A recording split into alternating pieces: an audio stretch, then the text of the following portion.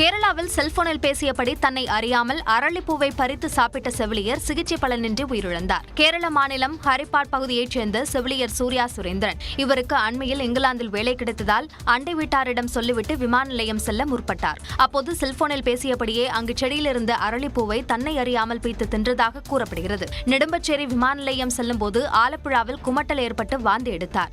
இதையடுத்து அருகில் உள்ள மருத்துவமனையில் சிகிச்சை பெற்று வீடு திரும்பினார். பின்னர் மீண்டும் உடல்நிலை மோசமடைந்ததால் பருமலையில் உள்ள மருத்துவமனையில் அவருக்கு சிகிச்சை அளிக்கப்பட்டு வந்தது. எனினும் சிகிச்சை பலனின்றி அவர் உயிரிழந்தார். உடற்கூறாய்வில் அரளிப்பூவில் இருந்த விஷம் மாரடைப்பை ஏற்படுத்தியதாக மருத்துவர்கள் தெரிவித்தனர். இந்த நிலையில் திருவிதாங்கூர் தேவசம் போர்டுக்கு உட்பட்ட கோயில்களில் அரளிப்பூக்களை தடை செய்வது குறித்து ஆலோசனை நடத்தப்பட்டு வருகிறது.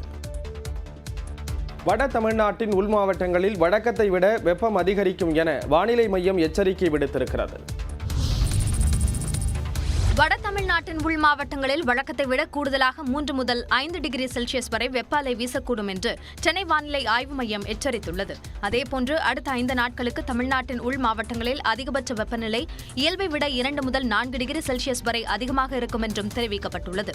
தமிழ்நாட்டின் கடலோர மாவட்டங்களில் 100 டிகிரி ஃபாரன்ஹீட் வெப்பம் பதிவாக வாய்ப்பிருப்பதாகவும், சென்னையில் வானம் ஓரளவு மேகமூட்டத்துடன் காணப்படும் என்றும், அதிகபட்சமாக 102 டிகிரி ஃபாரன்ஹீட் வெப்பம் பதிவாக வாய்ப்பிருப்பதாகவும் கூறப்பட்டுள்ளது. இதனிடையே தமிழ்நாட்டின் ஓரிரு இடங்கள், புதுச்சேரி மற்றும் காரைக்கால் பகுதிகளில் இடி மின்னல் மற்றும் பலத்த காற்றுடன் லேசானது முதல் மிதமான மழை பெய்யும் என்றும் கூறப்பட்டுள்ளது.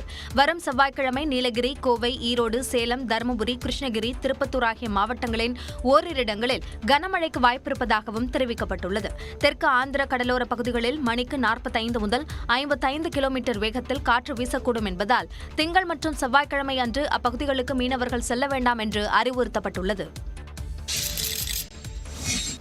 வெயிலின் கொடுமைக்கு கட்டட தொழிலாளி ஒருவர் சென்னையில் சிகிச்சை பலனின்றி உயிரிழந்தது சோகத்தை ஏற்படுத்தியுள்ளது.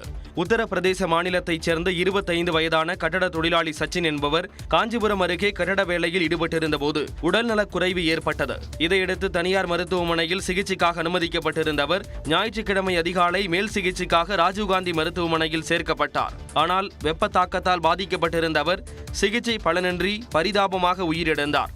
இதனிடையே வெப்ப அலை பாதிப்பால் சென்னை ராஜீவ்காந்தி அரசு மருத்துவமனையில் வேறொரு கட்டட தொழிலாளி ஒருவர் அனுமதிக்கப்பட்டுள்ளார். விழுப்புரம் மாவட்டம் செஞ்சி பகுதியைச் சேர்ந்த கட்டட தொழிலாளியான வேலு என்பவர் பூந்தமல்லியில் கட்டட பணியில் ஈடுபட்டிருந்த போது திடீரென வலிப்பு நோயால் பாதிக்கப்பட்டு மயக்கமடைந்தார். இதையடுத்து மேல் சிகிச்சைக்காக ராஜீவ்காந்தி அரசு பொது மருத்துவமனையில் உள்ள சிறப்பு வார்டில் அனுமதிக்கப்பட்டார். நல்லா தான் போனேன். 1:30 மணி மேலே தான் கொஞ்சம் டயர்டாகுன்னு சொல்லிட்டு சாப்பிடலாம் உட்காந்தேன். திடீர்னு லைட்டாக கைகள்லாம் லைட்டாக பிடிக்கிற மாதிரி இருந்துச்சு.